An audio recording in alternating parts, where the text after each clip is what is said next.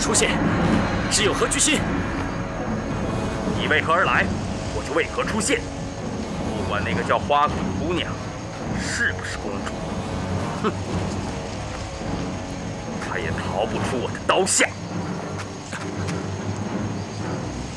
我明阳是不会让你伤害任何人的，可以吗？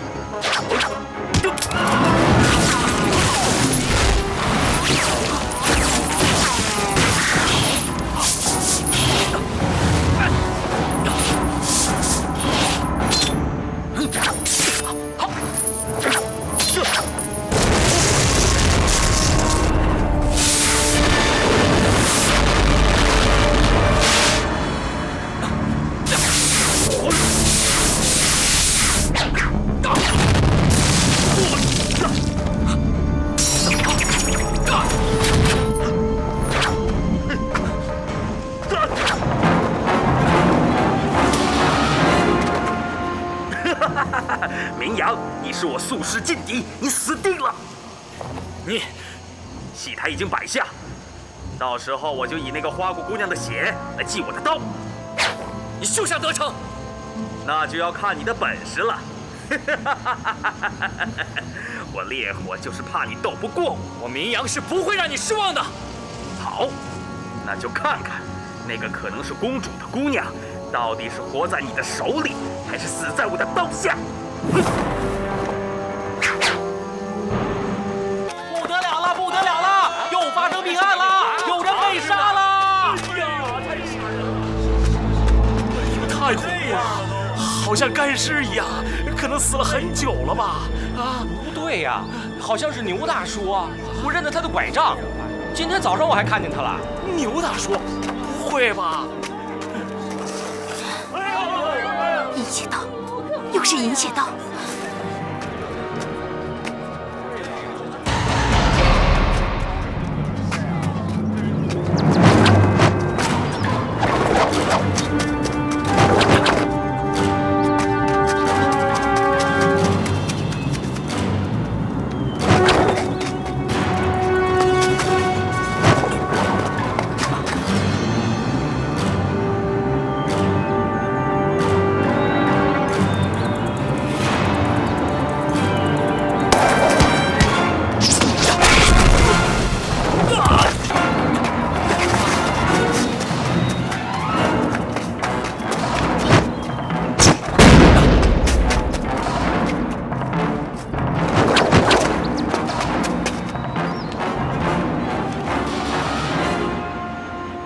那个人已经走了，不要再追了。我发现那个人有意无意地引你去追他。明阳多管闲事，赶过来看一看。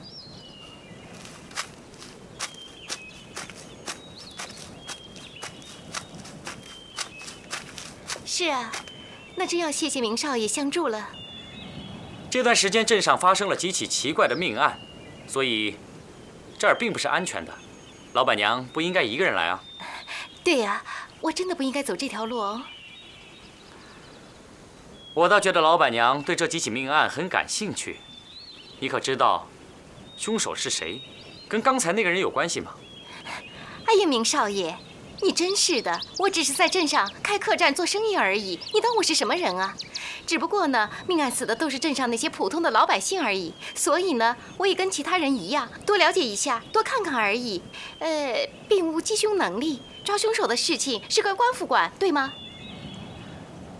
我倒觉得这些命案并没有那么简单，里面必有缘由吧。让你去除掉那个麻烦的女人，你反而引来明阳的追踪，以致失败而回。你的失败，也就等于聂轰的失败。千挑万选，偏偏选中你来办这件事情，是属下能力不够，与他人无干。你已经让明阳看到了你，我想聂轰是不会让你留在赤色火焰里的。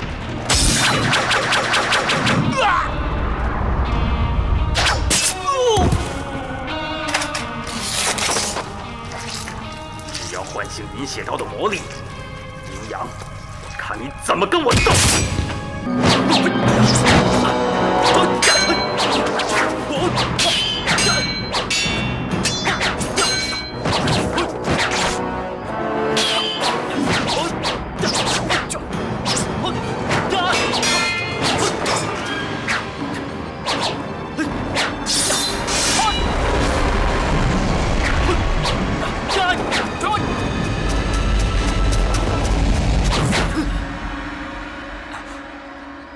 的剑法似乎慢了。大哥，你的剑术又精进了，反正我老是赶不上你的。你干嘛那么谦虚啊？从来你就没比我弱过。我是认真的哟。大哥是我见过剑术功夫练得最好的，你头脑冷静，出剑准确，并且勤力用功，难怪师傅在世的时候老让我向你学习呢。我只是以勤补拙而已。嘿，天生我材必有用，大哥你不要妄自菲薄哦。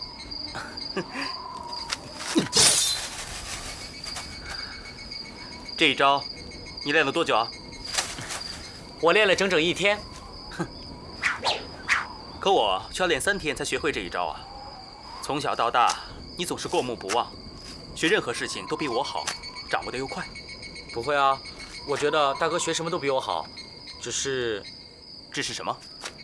只是我认为用剑应该轻盈。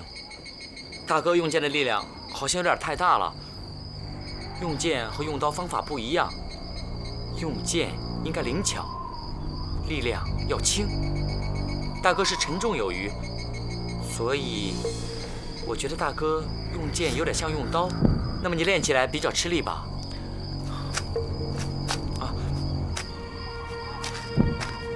大哥，我只是随便说一说，你不要放在心上啊。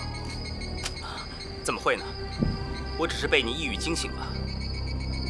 不过大哥说的没错，还是你聪明。大哥只是把刀和剑的分别没有弄清楚，只懂得勤力苦练啊。哎，就只这一个勤字，我这一辈子也赶不上你的。所以你永远是我心目中的榜样，学习的目标。哼，你呀，不只是本事大，而且还有一张厉害的嘴巴。我看你和祝姑娘才是天生的一对啊！拜托大哥，不要把我和那个古里古怪的大小姐扯在一起啊！她呀，我实在是不敢恭维的。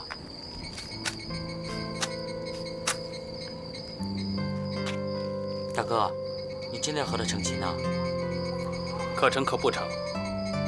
不过事情不都已经安排好了吗？我记得大哥曾经说过，喜欢那种温柔贤淑的女子为妻，而这位大小姐举止粗鲁任性，她完全不是你喜欢的那种女孩子的脾性。我觉得她配不上你。以前总是少年情怀白日梦，至于祝姑娘能不能配得上我，我也不再奢求什么了。哎，大哥，你在说什么呀？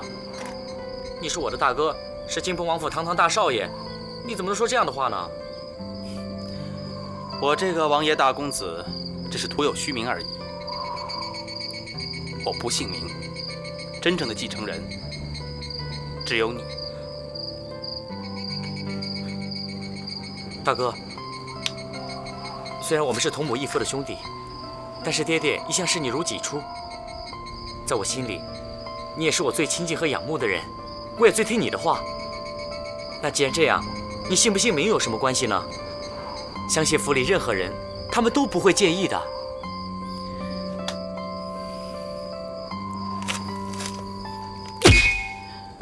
有你这样的一句话，就算世上所有的人都鄙视我，我也不在乎了。大哥，你放心，没有任何人会鄙视你的，因为我不允许任何人去鄙视我最尊敬的大哥。这个发射器已经按照主人上一次的要求加以调整和改良，只要再多一些时间，这个发射器对轰天旋螺的推动力肯定是不鸣则已，一鸣惊人呐！好了，就抓紧时间完成吧，不要每一次都说再多一些时间，我可没有那么多时间给你。是。你可知道宁阳下一步的行动消息？他一直都在清平镇盯着吉祥戏班不放，而烈火也在紧贴追踪。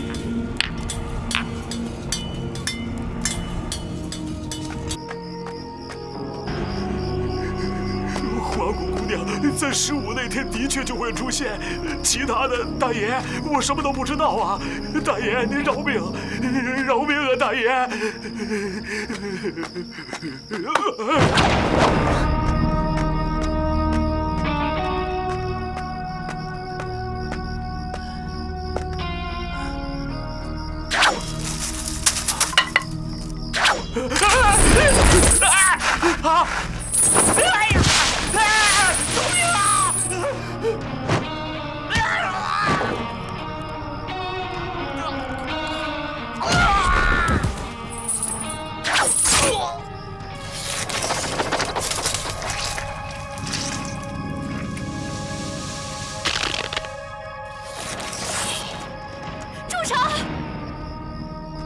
烈火，你不要再滥杀无辜、草菅人命了！难道你为了一柄银血刀，就弄得满城腥风血雨、血流成河吗？烈火，我已经找你很久了，收手吧，不要再错下去了。你要知道，银血刀的魔力不是你能控制的。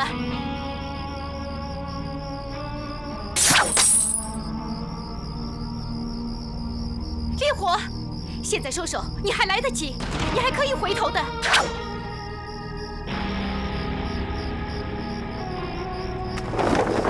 烈火，烈火！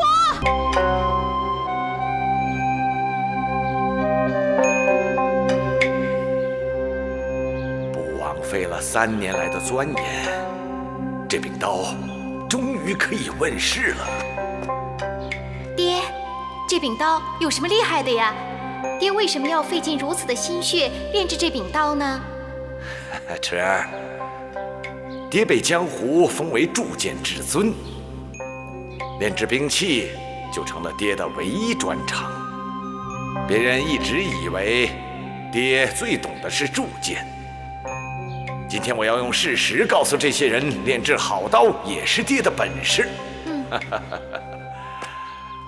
侄儿，你可知道这柄刀是如何具有吓人的魔力吗？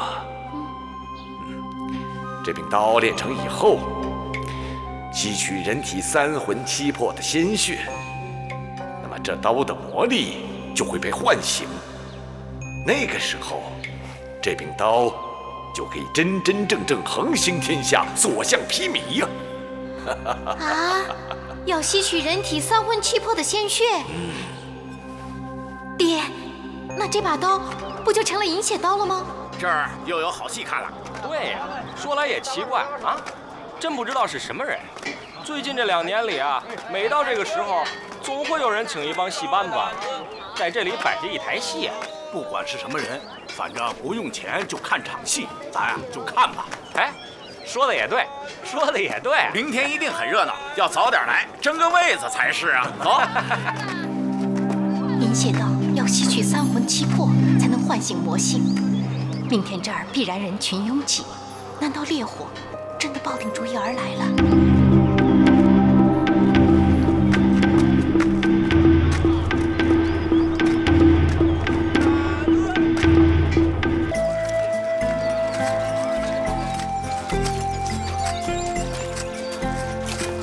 哎，这位公子，你果然到了啊！可是花鼓姑娘还没有来啊。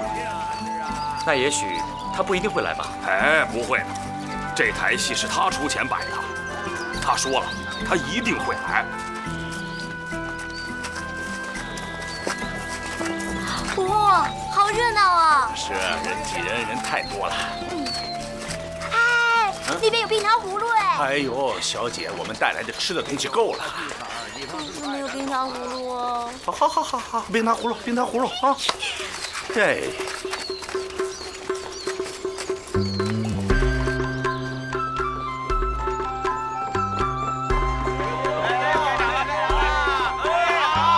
我叫火，你打锣，手打着锣鼓来。啊，你看，快点啊！快点啦，我要找我的座位呀！还找什么？这么多人，有空位子坐就赶快随便坐下吧。哎，前面有空位子。哎，你心事都在我心窝，有多少潮起跟潮落，尽管寄托到花鼓歌。听我的花鼓鼓，一直放羊，喜洋洋心欢乐。快，其他歌儿不懂唱，只懂把鼓敲，唱起这支凤阳歌。不过是刚开场，跳段花鼓舞，那么紧张干什么？哎，你不要小看这种花鼓舞啊，不好跳的哦。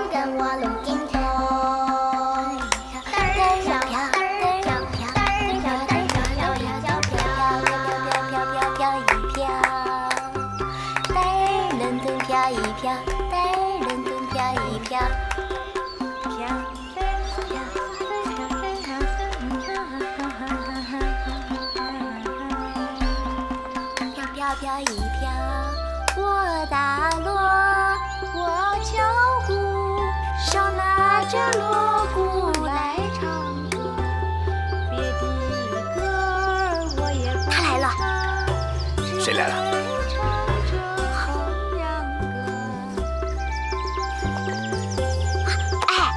我要坐到那个位子去啊！坐那边干什么？这不是很好啊？坐那边看得比较清楚啊，而且他才可以找到我。啊？再说坐那个位子我才能回本哦。回本？这台戏是你出钱的。再说你现在坐回去也不行了。为什么？哎，他坐了我的位子啊！好了，算了算了，你嚷什么呀？看戏看戏。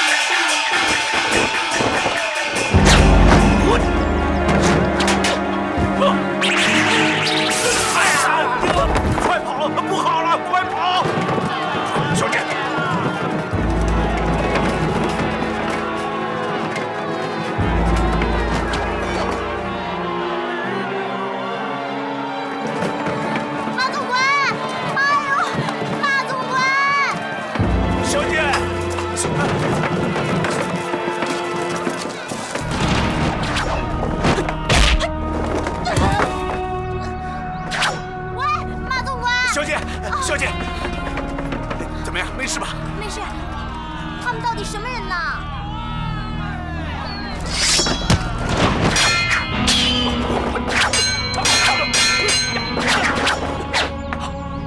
老板娘，你快走，这儿有我。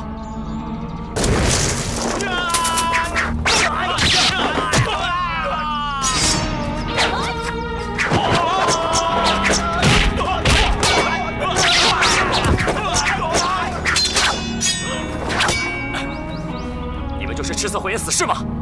果然眼力不错。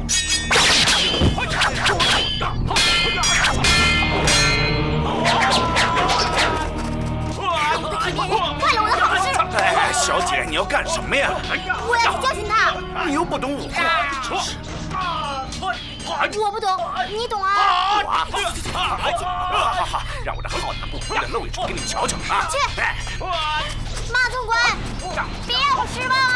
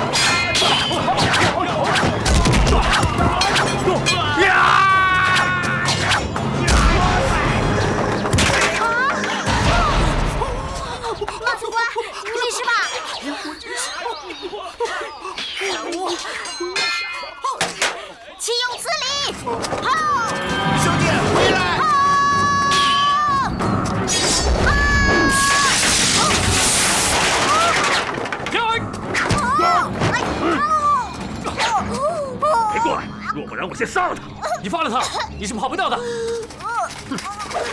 我跑了，他也休想活命。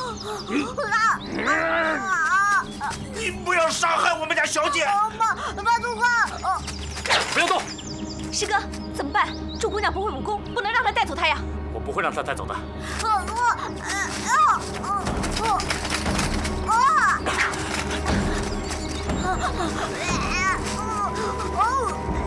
放了他！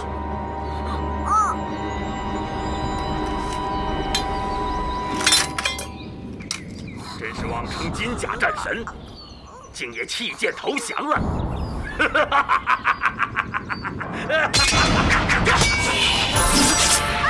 小姐，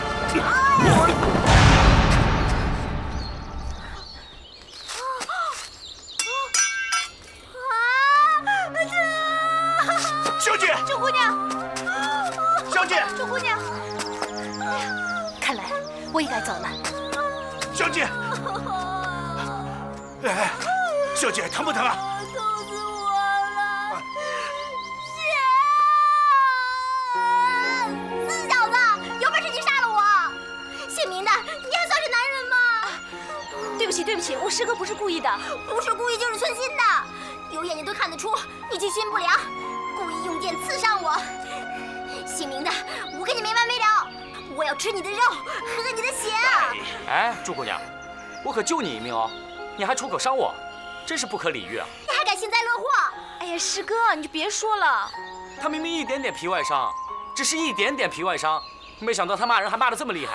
哎，我跟你拼了！我跟你拼了！哎，这次没那么容易被你抓着了。哎呀，小姐，小姐，别闹了，别闹！名字真是抱歉，抱歉了。该道歉的是他。哎呀，小姐，好了好了，走走走，走了走了走了走了。姓名的，你给我记着，我一定会报仇的。哎呀，你等着瞧吧。好了好了，你等着。你要怎么样？等伤好了再说吧。不要啊！哎呀，师哥，你看怎么办啊？天地良心，我真的想救她。这个不知好歹的丫头，她要寻仇就来吧，她也太不知好人心了。感谢你们出手相助啊！别客气，明少爷，一切都是燕王的安排。燕王的安排？难道燕王已经料到潜伏多时的赤色火焰今天会重现江湖吗？燕王只是知道烈火是一个不择手段的危险人物，所以就吩咐我们前来协助明少爷对付烈火，而事实上却没有料到赤色火焰会突然出现。没想到烈火再次重组赤色火焰，真是罪大恶极啊！哎，明少爷，依你所看，那名叫曲池的老板娘，到底是什么来路啊？这个嘛，我暂时还不太清楚。亲，老板，这怎么好意思呢？还要你半买半送。甭客气，老板娘买的高兴就好了。那好吧，你去香姿楼，我请你喝酒。一定一定，谢谢老板娘。好的，再见，老板。您慢走。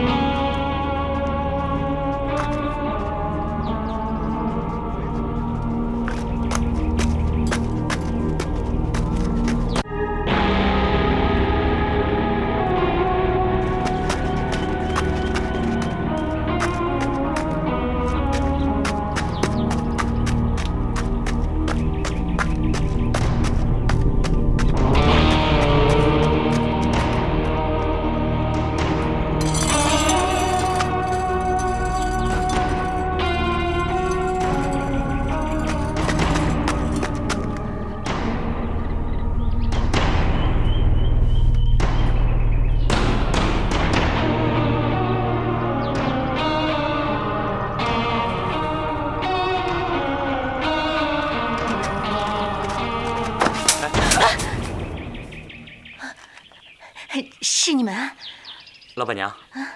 老板娘，发生什么事了？没什么。老板娘，不好了！老板娘，10斤猪肉坏了7斤， 28斤青菜烂掉了一半，4盘豆腐全臭了，鲜虾发瘟，活鱼发霉，还有萝卜、茄子、大白菜。好了好了，2句话跟我说明白。如意算盘打不响，生意做了不够本儿。你们怎么就这么笨呢？你们不会让客人多喝2杯酒，多加点挣钱的菜吗？哎呀，老板娘，你也不是不知道，来这儿的这些客人全都是醉翁之意不在酒啊。您要是不在的话，他们根本来都不来。让我们这些小的来卖豆腐，谁肯吃啊？他们呢，都想着吃你老板娘的豆腐呢。可是最近您要不是一大早就出去，要不就是在屋子里边一直躲着不出来。再这样下去的话，这生意可就一日不如一日了。好了好了，你给我闭嘴行不行？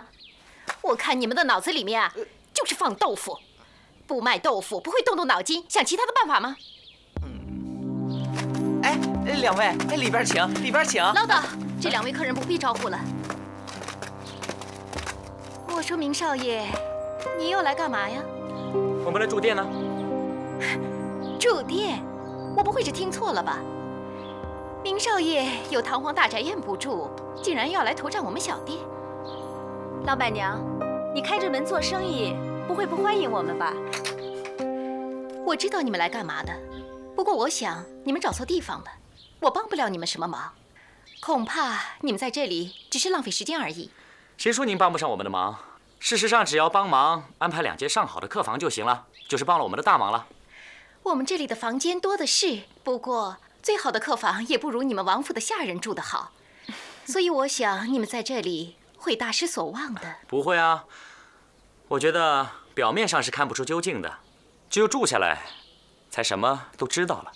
哼，那好，我可是丑话说在前面。你们是鼎鼎有名的大人物，也就是说是我们香姿楼的贵客，所以本店一定会花心思为你们打点。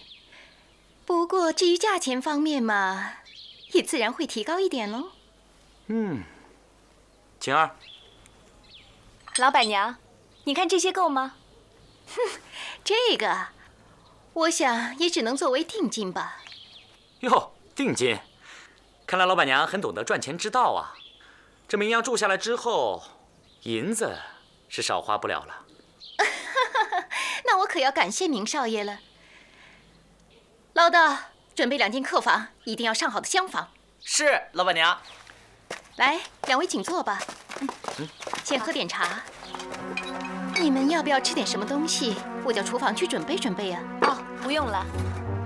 老板娘，恕我再多问一次，你真的不认识烈火和那位花果姑娘吗？我就知道这银两不会白收。我再告诉你一次，我真的不认识。明少爷，我知道你是个卫道之士，很想阻止那个什么烈火的滥杀无辜，所以，我们虽不是朋友，但也不会是敌人。我曲池只是个做小买卖、挣钱糊口的平常女子。我想你不要在我身上浪费时间了。什么？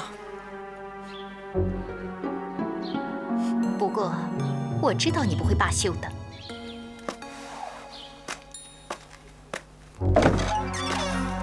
请。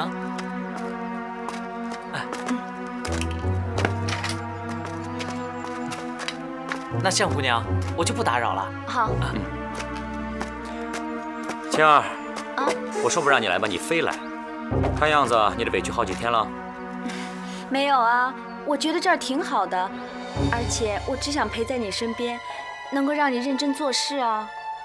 我知道你体谅我。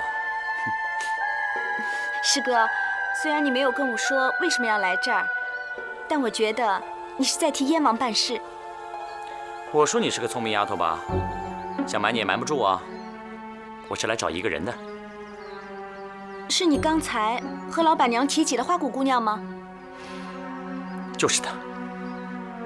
怪不得你刚才总是盯着老板娘看，你该不是怀疑她是花果姑娘吧？那个带甜面具的烈火，显然是要追杀花果姑娘的。而我每次追查这件事情的时候，一定会遇见那个老板娘。并且这段时间镇上发生了好几桩哭尸奇案，我怀疑跟那2个人有关系，所以前来打探一下而已。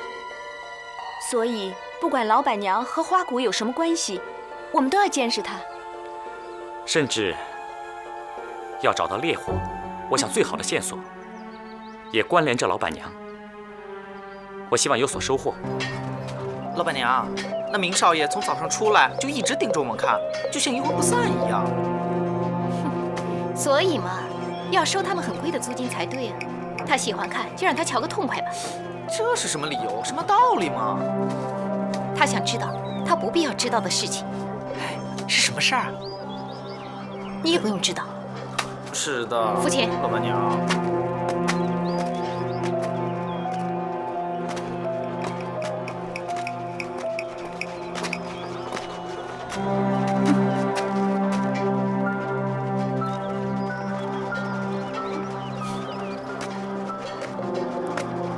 明少爷，我再跟你说最后一次，你跟着我真的没有什么用，因为我根本不知道烈火在哪里，还有那个什么花鼓姑娘，我跟她丝毫没有关系，我不认识她。但是我的直觉告诉我，你一定向我隐瞒了什么，并且你还知道很多事情。我跟你说真话，你总是不听。老板娘，你应该知道，在没有查出你跟他们之间的关系之前，我是不会善罢甘休的。随便你吧，唠叨，我们走。走。哎呦，小姐，你一大早就跑出来，这家买完那家买，净买这些没用的东西，有什么用啊？有什么关系？反正朱老头有的是钱，就等于帮他做善事嘛。你说的轻松啊！你看我的2只手都不够用了，老爷看你这么花钱，一定心疼。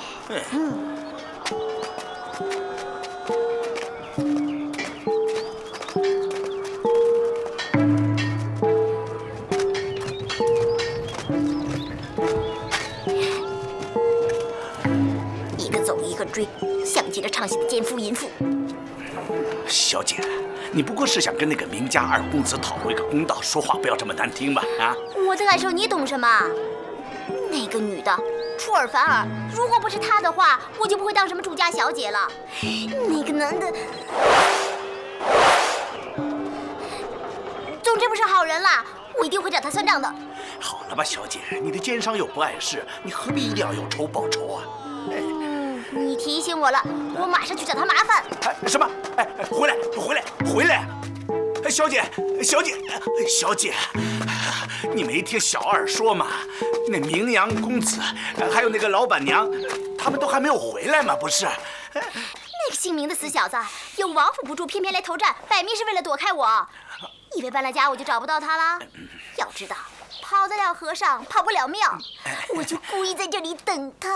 哎呦，你这是何必呢？我这个伤口痛了很多天了，好歹叫他赔我点医药费，向我道歉，要不然啊，我是绝对不会放过他，不会让他占这个便宜。小姐，不看僧面看佛面嘛。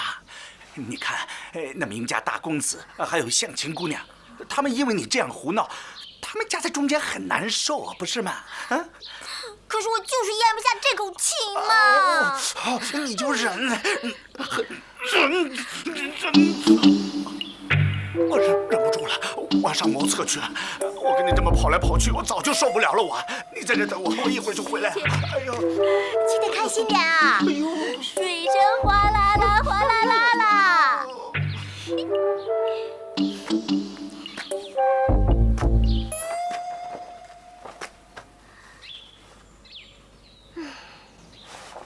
我敲鼓，你打锣，手打着锣鼓来唱歌，唱的是风扬的花鼓歌。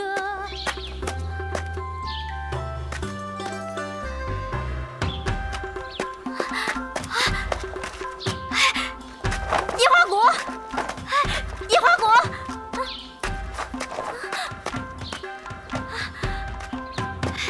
你在哪里呀，野花鼓？我敲鼓，你打锣，手打着锣鼓来唱歌，唱的是放羊的花鼓歌。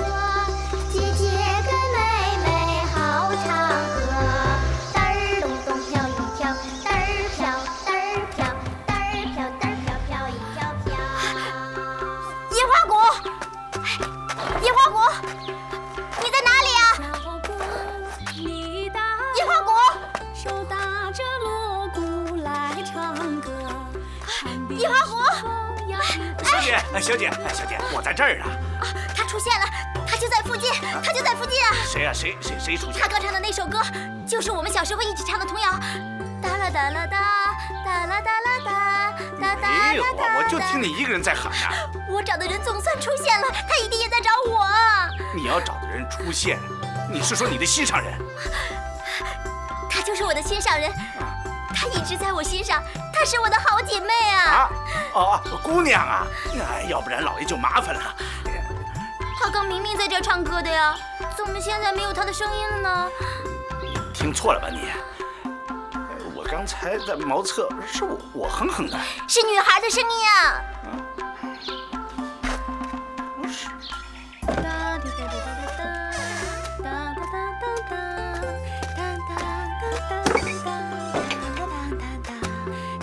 小姑娘，你的歌唱得不错嘛。小二哥，你知道这首曲子叫什么名字吗？这不就是很多年前流行的童谣吗？你都会唱还不知道啊？我也不知道我为什么会唱，一点都想不起来了。不会吧？多多少少都应该有点印象吧？没有。嗨，找到没有？没有啊。不可能的，我明明听到他的声音，一定就在附近的。我全打听遍了，除了你之外，没有任何人听到园子里有人唱歌。不是耳朵坏了，就是见鬼了。你才见鬼了！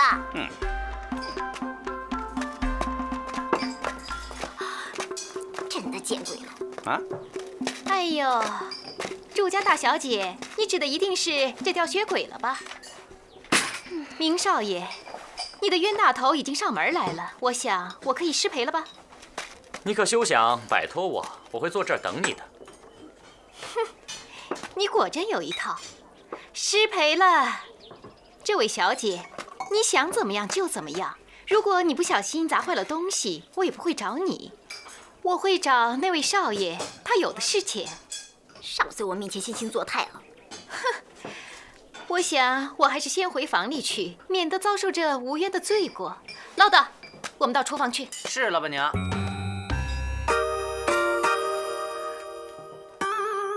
卑鄙小人，无耻之徒！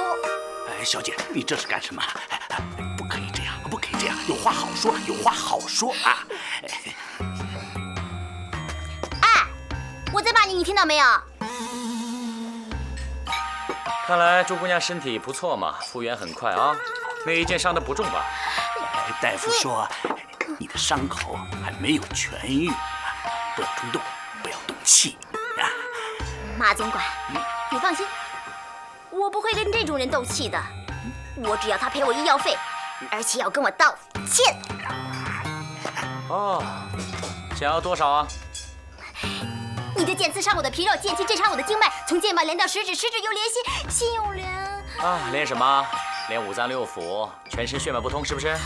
呼吸不顺，四肢无力，胸口郁闷，印堂发黑。哎，不要再说了，我一切都已经知道。明天我会到府上送上银两，并且赔罪。最后，我会到你的灵前深深忏悔。什么意思啊？依你所言，我可以判断你是活不过今晚了。你师哥，你晴儿，晴儿，你来评评理嘛！他看我没死，竟然咒我死！哎呀，晴儿，这可是他自己说的啊。他已经伤得七劳八损了，我凭经验告诉他，他是活不长的。你看，你看，哎呀，师哥，你不应该这样，是你伤人在先呢。哎，云月，你别生气了，对身体不好的。上次的金疮药是师哥让我给你的。再说，上次他刺伤你，也是迫不得已呀。你想想。如果你被烈火带走的话，那不是更不得了了？所以他才会……哎呀，晴儿啊，晴儿，你就不用再跟他讲了，他是根本听不懂的。我同意啊。马总管，没错呀，任凭我说破嘴皮子，你也没听过我的意见呐，啊？你们干嘛每个人都帮着他啊？好像是我无理取闹似的。你不要忘记了，剑是扎扎实实刺在我身上，痛的是我。哦，那祝姑娘，你想怎么样呢？道歉，我要你道歉。道歉，好啊。但是我要告诉你，伤你的人是我，救你的人也是我，功过相抵，你赚了。哎，不要激动，也不要想感谢我，我害怕你会无以为报，以身相许哦。你，我跟你没完没了。哼，懒得理你。今天有他没我，有我没他。哎呦，哎，小姐，哎，小姐干什么？哎呀，好了好了，别生气了。哎，好了好了，算了算了。哎，放下放下。不要。哎，侦查道谢就不必了。哎，二弟，我这有事找你啊！你这卑鄙下流无耻的王八蛋！你给我记着！小姐，你不要这样了。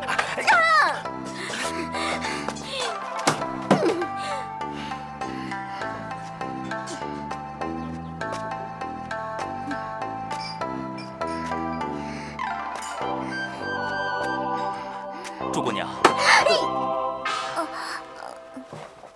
是你呀。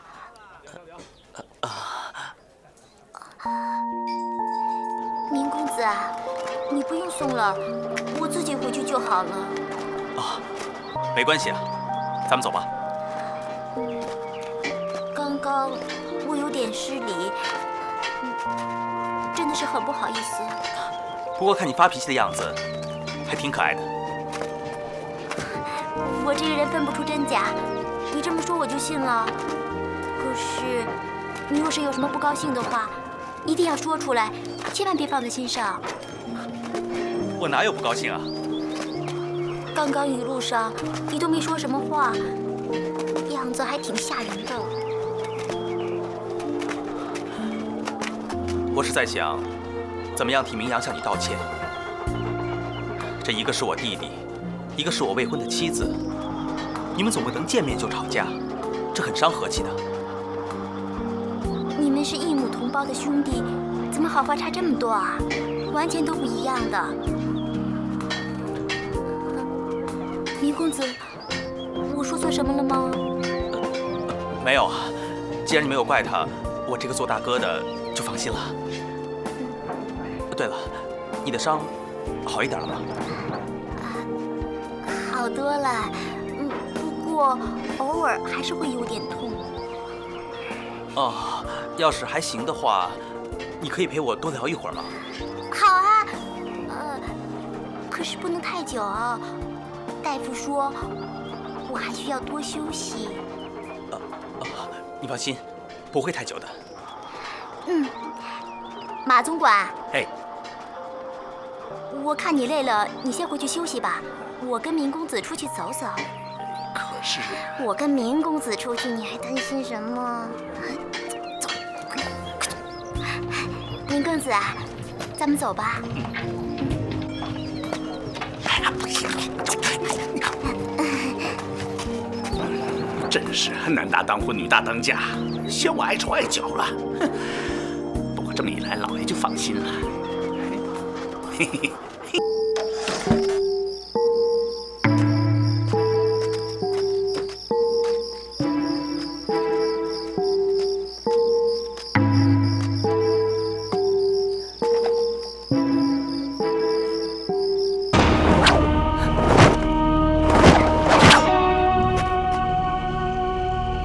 你果然出现了，大师兄，是我呀！大师兄，你连我都要杀了吗？那天在戏棚，你为什么要杀我呢？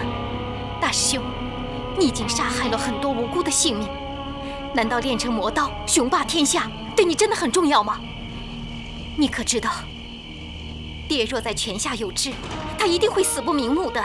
大师兄，求求你，请你念在爹从小就疼你的份上，请你收手吧，不要再滥杀无辜了。大师兄，也请你念在我和你之间从前的那份情感上，请你不要再执迷了。大师兄，这些年以来，我一直在寻找你，我一直没有忘记过你啊。大师兄，你为什么不说一句话？大师兄，我求求你，收手吧。大师兄，你听见我说话了吗？啊，大师兄！老板娘，你是不是应该告诉我，这到底是怎么一回事？哼，宁少爷，你真是又机灵又难缠。今天既然已被你发现了，若是不告诉你，大概是不可能了。其实，我出生在铸剑世家，我爹就是屈海。啊？屈海是你爹？嗯。当年，举世闻名的铸剑至尊，所铸好剑不计其数，只可惜在江湖上销声匿迹很多年了。他是你爹，你是他的女儿。哼，怎么，我这个唯利是图的客栈老板，怎么看也不像是铸剑至尊的女儿，是不是？不是，我不是这个意思。在我的脑子里，从来不会以貌取人的。在我们铸剑世家，我爹除了我之外，还收了2名入室弟子。你看见的烈火，就是我的大师兄仰山。我爹说过，大师兄是100年难得一见的旷世奇才，他的铸剑之术可以说是轻胜于蓝，所以爹对他特别的赏识和疼爱。爹甚至可以把他一生的技艺全部都奉献给大师兄。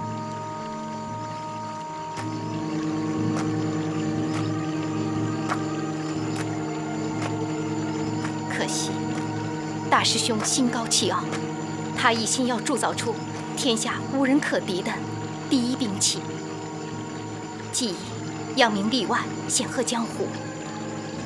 心高志远，无可厚非啊。那一年，大师兄在碧水寒山发现了稀世的寒山奇铁，于是乎，他就马上找到了我爹。爹，你真的要和大师兄一起铸炼那柄寒铁奇刀吗？山儿对于铸剑技术虽然已经懂得很多，可是如果真的要以寒铁炼刀，他还得依靠我这老前辈从旁指点呐。爹，你应该清楚大师兄练刀的目的啊！哎，人往高处走嘛，爹不会怪山儿。同样，爹也觉得自己的铸剑技术好像到了尽头，所以爹也想利用这次练刀的技艺，突破一下自己的范畴，让江湖上人都看看我铸剑至尊还要再闯高峰的境界。大师兄就在一念之差，却要以寒山奇铁铸造一柄银血刀。你说什么？银血刀？这是怎么回事啊？刀剑本为阳刚之物，但是大师兄却反为奇道，竟要以阴精铸造一柄稀世的魔刀。大师兄，铸剑庄一直都在铸制着利剑，你为什么却要练刀呢？池儿，就算大师兄的铸剑技术再高再精，也永远都只会活在师父铸剑至尊的威名之下。在江湖上，根本不会有人称道我仰山是铸剑至尊。大师兄，那不过只是一些虚名而已嘛。哼，我既有旷世奇才，就不会甘心。有朝一日，我一定要跟师父平起平坐，甚至超过我的师父。所以，我选择练刀，而且要以寒山奇铁来铸造一柄天下无敌的宝刀。我要以此刀来扬名天下。为了追求名望，爹和大师兄虽然是各有企图，不过也妨碍不了银血刀的诞生。他们经过了3年的共同研究，终于这柄银血刀成功的铸造出来了。爹望着这柄刀，一则以喜，一则以忧。爹喜的是大师兄的铸炼技术已经达到了炉火纯青的境界，可是爹也很忧，因为这柄刀身上带着邪恶之气，必是江湖上不祥之物，它将会给人世间带来难以预测的灾难结束。所以爹决定放弃此刀，也更是命令大师兄立即毁掉这柄刀。但是铸刀之人都视刀如命，所以我推测，你大师兄没有把这柄刀给销毁掉。没错。大师兄，你为什么不肯毁掉这柄刀呢？这是我历尽千辛万苦才练出来的魔刀，怎么可以轻易毁掉呢？爹说过，这柄刀是人间凶器，是不可以留下来的。大师兄，你还给我！你还给我！一直以来，我爹都是大师兄如亲生的儿子一样，可是大师兄却执迷不悟，一心要扬名天下。就在我爹病危在床的时候，大师兄却背叛师门，提着银血刀不知去向。后来我经过很多方面打探得知，大师兄利用那柄魔刀，组织了一伙邪门之士行走江湖，成为了一股可怕的神秘力量。赤色火焰是吗？银血刀不容于江湖正道，大师兄心中怒火燃烧，所以促使赤色火焰具有更恐怖的破坏力。我从南到北，从西到东，一直追寻着大师兄的行踪。可是他飘忽不定，甚至有一段时间，他在江湖上失去了消息，就像湮灭了一样。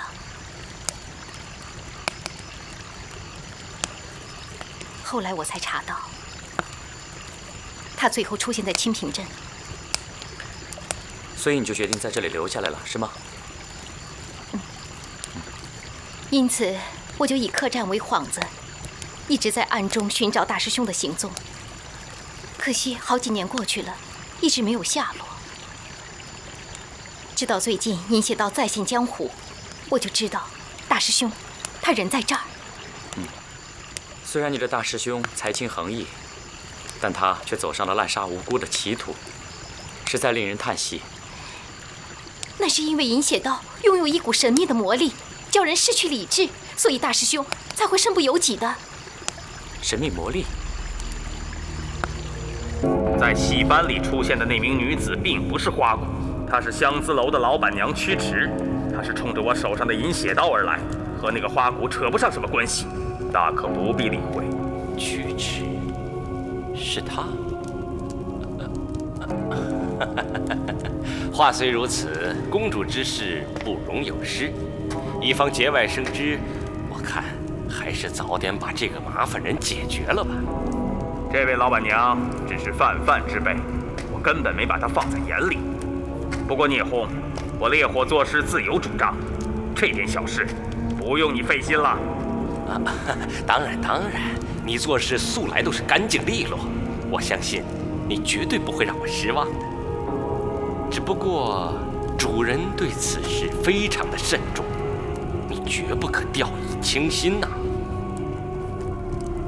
我明白。哎，最近银血刀练得如何了？尚算不错，刀锋银血，功力一天比一天厉害。这里面是一些丹药，服下后可增强你的内力，帮助你修炼银血刀。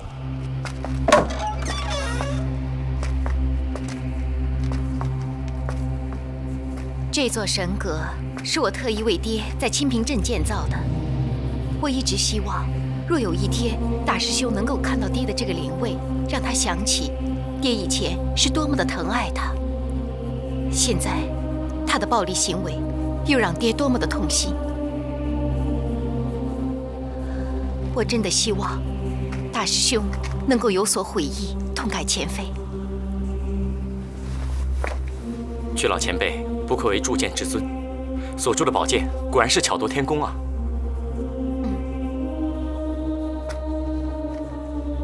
我爹一生光明磊落，从不制造旁门左道的兵器。可惜，大师兄却立志要那柄银血刀，一柄嗜血的活命魔刀。何谓活命魔刀？一柄拥有生命灵性的刀，让持刀者拥有刀的刚劲霸气，心意相通，人刀合一，如虎添翼。人有刀之刚劲，刀有人之灵性。怎么样让刀有生命呢？当年大师兄为了寒山奇铁铸造那柄魔刀，除了因为是极其阴茎之外，寒山奇铁更有不可思议的来历。据传说得来所知，寒山奇铁其实是埋葬于数千年前的一座山谷脚下的奇铁，而那座山谷又是历年来乱葬坟地，无论是人还是牲畜，只要埋葬于山谷底下的，其身上的血液都会自然地被吸吮制干。后来又不知道过了多少年，有村民挖出了此块奇铁，并在无意当中发现此铁拥有血色魔力，凡亲近它的都会失去长性，犹如疯子一样。于是乎，那些村民就大行驱邪法事，并将此块奇铁埋葬到寒山脚下，以期借着极致冰寒，洗涤此铁魔性。大师兄从古籍兵书中知道了寒山奇铁的来历，竟然让他研究出一道邪门方法。他决定以人的三魂七魄活血位于饮血刀，以唤醒刀的魔性灵魂。用活人鲜血来喂刀，所以镇上已死去的无辜老百姓就都变成了枯尸。什么是三魂七魄？其实，何为三魂，何为七魄，我也不太清楚。大师兄的背叛，让爹气得一病不起，以至于爹在临死的前一刻都未能及时地告诉我三魂七魄的真正意思。如果如屈老前辈所说，我可以推测，烈火现在已经进入喂刀阶段。三魂七魄是人命，看来还有无数老百姓的生命会死在这柄魔刀之下。现在死的人已经有8名，假如以3、7相加，起码还有2名受害者。烈火为了这种阴邪之术草菅人命，实在是太可恶了。只怪我自己当年一念之仁，没有听从我爹的吩咐，及时夺回魔刀销毁，才酿成今天的后果。大师兄是铸剑奇才，若不是一时歪念，他必然可以成为一代宗师。爹向我再三叮嘱，无论如何都要找回饮血刀。他更希望我可以导引大师兄拿回正轨。烈火现在已经和赤色火焰这股邪恶势力合二为一了。我正在担心，这魔刀一旦炼成，他们的羽翼将更加丰满，后果就不堪设想了。老板娘，明阳请求你，我们一起寻回那柄饮血刀，阻止这悲剧再发生，好吗？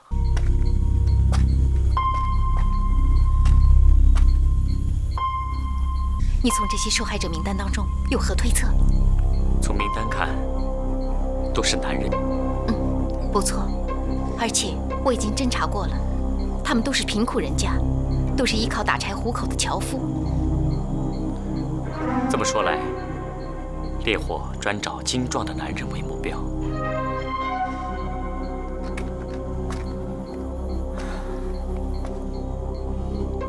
我也是这么推测。不过，现在死的8名受害者全都是男人，那么这跟三魂七魄又有何干系呢？既然饮血刀是阴邪之物，我想烈火大有可能用纯阳的鲜血来增加魔刀的威力。至于三魂七魄，我推测是用来作为他们年龄的分别和肥瘦之别吧。照目前情况来看，让我无法推测的是这些死者到底是属于三魂呢，还是属于七魄呢？无论如何，既然我们已经算到还会有2名受害者的话，那么烈火今天晚上一定会出动，所以我们必须马上寻找他的行踪。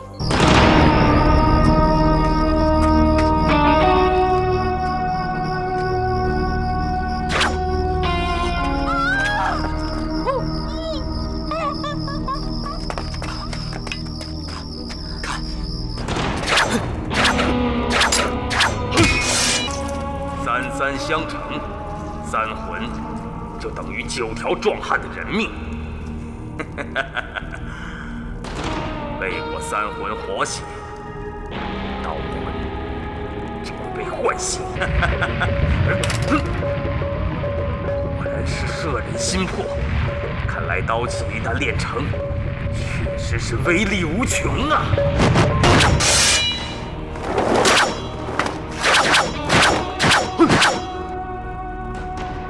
凭着这柄银血刀，看谁敢不臣服烈火！